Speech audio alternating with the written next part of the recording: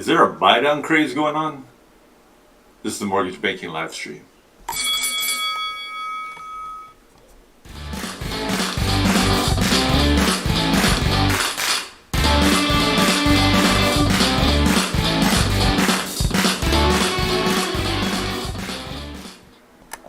Welcome, this is the Mortgage Banking live stream. I'm Troy Garris. We talk here about politics, we talk about business, we talk about regulation, we talk about housing.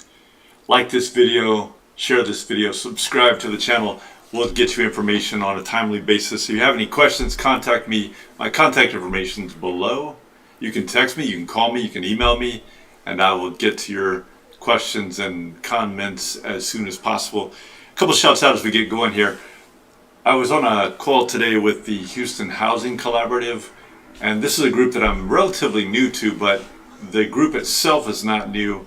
It's run by a gentleman named Alan Watkins down in the Houston area, and I am so impressed by all the different things that these individuals are doing. It's a collection of a bunch of different organizations at the local levels, in community levels, in various organizing capacities and information. They're focused on housing, they're focused on finance of housing. There's a lot of opportunity there, and I'm guessing. So this group is fantastic, and I got introduced to them by a friend fairly recently, within the past couple of years at least. And thank you, Allison Griffin. I'll let people know that. And I'm guessing though that there are groups like this in every major city. I'm guessing in every town there are groups like this that if you haven't already tapped into, you probably should, because you can do two things. Some of the things that we like doing the best in our industry is helping people and finding ways to get people into homes and be able to help them get the financing for that. And so some business opportunities, some opportunities to help out people. And what a great time to be thinking about that, huh? A couple other shouts out. CMBA, California MBA, is having its Legal Issues Regulatory Conference next week. I will be in California at Newport Beach, where they will be having that conference, and I'm looking forward to that. Great, it will be great to see everybody out there. They have a wonderful group, as you know. Similarly, Mortgage Bankers Association, the Independent Mortgage Bankers Conference, coming up on January 23rd through 26th. That's going to be at Coronado. And, December, January, where would you rather be than Southern California at these conferences? As always, the MBA, this is the National MBA, such a great group, and just a wealth of information. I know budgets are tight, and I think there's a lot of business opportunity where people can, if they can get out there, they can probably do some things that they're looking to do locally. And all in, when you think about it, when you really think about it, it doesn't cost that much to go out there if you make use of the time and maximize those opportunities. I'm guessing there's going to be a lot. Texas Mortgage Bankers Association in February 6 to 7 in Houston. They're going to have their Southern Secondary Conference. More on that to come. And as I mentioned previously, our law firm is hiring. So if you are interested, we don't hire from clients, so we can't talk to you if you work for a client, because we don't poach clients. But if you're out there and you are looking for a good home and a fascinating way to conduct legal practice, let me know. You can just shoot me an email and we can chat. Business. Let's talk to business a minute. Turbulent market as it has been for some time now. Mortgage apps are down almost 2%, and that's on the composite index. Some variation between different types of applications, but overall apps are down. Rates, though, this is a bit of a silver lining here. Rates are across the board down a little bit. This is with exclusion of 5/1 ARMs. All the rates that are tracked by the Mortgage Bankers Association that I just mentioned a moment ago. Thank you, MBA. Those rates are down a bit, and that's a little bit of helpful news and hopeful news rolling into the end of the year here. Credit availability also is up slightly. So that's again a bit of bright news for our industry. And I'll tell you, as rates sort of settle out and hopefully stabilize, and as inventory becomes a little more available, and as home prices become a little more stable, which I would imagine a lot of people are expecting that this is happening as we speak, but it does take some time. It's not one of these things that it's an on-off switch. Prices didn't shoot up overnight. They actually took some time, even though there was weird market conditions. And they're not going to fall, or they're not going to stabilize overnight either. But I think as consumers and buyers and borrowers start to get used to this, and used to the numbers 6 and 7, which are what's out there available right now, with the exception of these buy downs, which we'll talk about in a sec. People will start to come back online, and we are hopeful. Nobody knows, but we're hopeful for a strong spring. Now, I know a lot of people will say, no, it's too early. Spring's not going to be the time. I know there are people who are saying buy now because now is the time, but people just don't know, and nobody has a crystal ball. I love economists, and I like the first thing they tell you. Almost every economist will tell you this: is first thing is we are just guessing because we don't know. Past performance does not equal future performance, and they always tell you that. Everybody forgets it, but it's important to remember. A little bit of information about finger on the pulse. First of all, like I mentioned, there seems to be a buy down craze going on.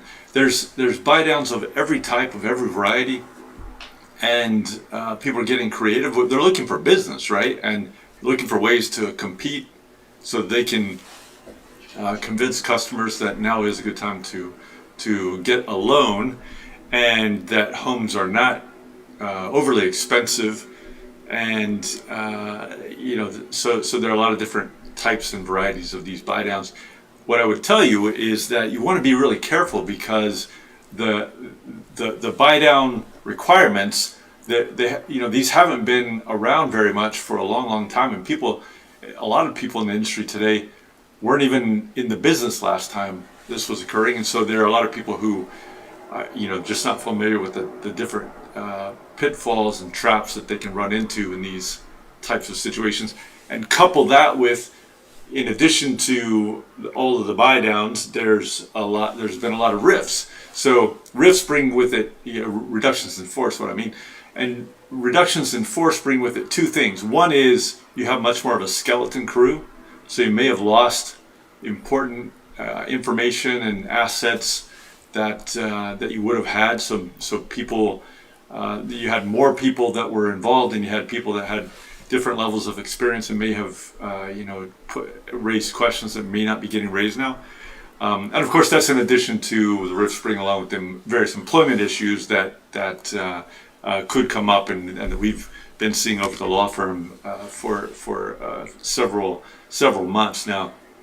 There is a lot of employment law claim and litigation and so on going on, and so you got to be careful of that. But it's just that skeleton crew concept.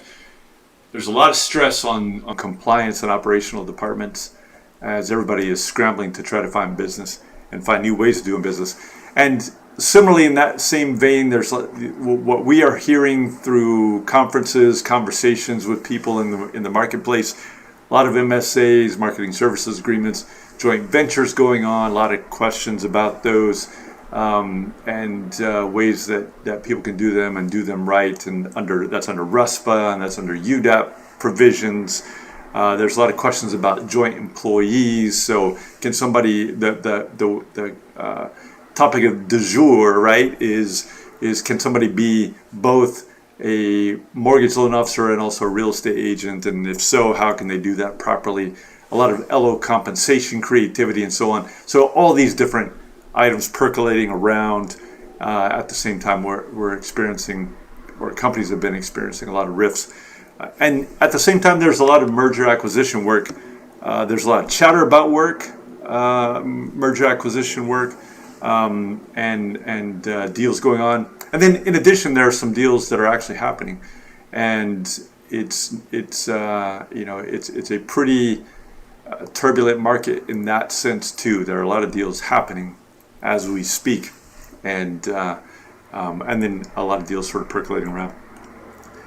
Let's talk a moment about life outside mortgage, because it's just something that I've been thinking about a little bit, and it's something that especially as people roll into the holidays, you want to think about. So just today, the Wall Street Journal announced, and it's all over other media as well, that Brittany Griner, you'll recall the WNBA star, who has been convicted of crimes in Russia, has been held in prison over there for a long number of months at this point, and was expected to stay there for many years. There was a prisoner swap. It reminds me of the old spy movies and the Cold War days. But there's a prisoner swap where Miss Griner was exchanged for what the journal describes as a notorious arms dealer. This is a person that was a Russian citizen that was convicted in a Manhattan court on 4 charges back in 2012, including charges of conspiracy to kill U.S. citizens and providing material support to terrorists. And so this person was swapped for Miss Griner, who will fortunately be coming home to her family here in the U.S. But you couple that with some other reports out of, for example, out of Iran. There was notice today that out of Iran that they had executed the first of 11 people that were protesters who were protesting in Iran against a variety of different things. There's ongoing protests as we speak here, but also there are a number of people have been arrested, and they convicted 11 people already of what they call, it's translated in the Wall Street Journal as waging war on God. And so they have executed one of those 11, and we'll have to see what more comes out of that. But what I want to say all that for is because a lot of people around the holidays travel from country to country, and they travel from state to state even. And a lot of you know that I lived internationally for a long time, a number of different countries.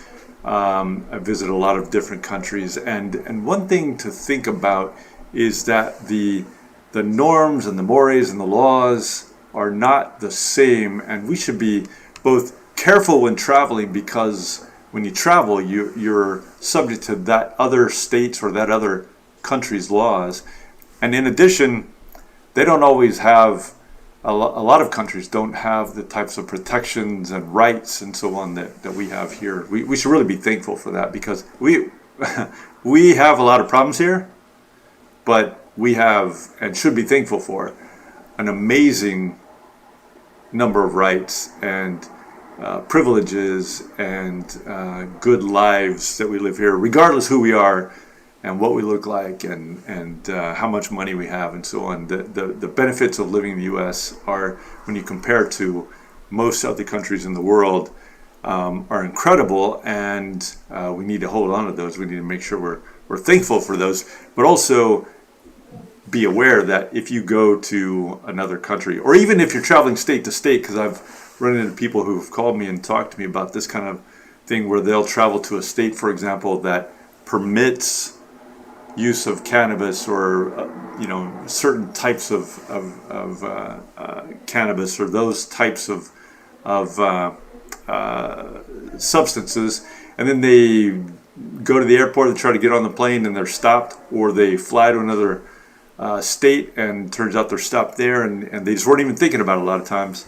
And what could be acceptable in one state may not be acceptable in another. So be careful. You want to spend this time with your family and stay with your family.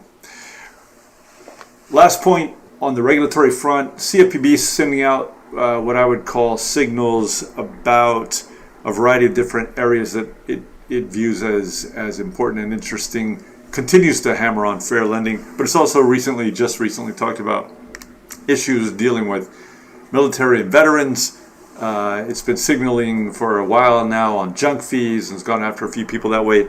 It's talked about CARES Act relief, and it is definitely focused on these areas. A good way to get a jump on what the CFPB might be focusing on next and what they care about now is looking at their agenda, and so I would welcome you to take a look at that, and you can see some insights into where their thoughts are at the moment.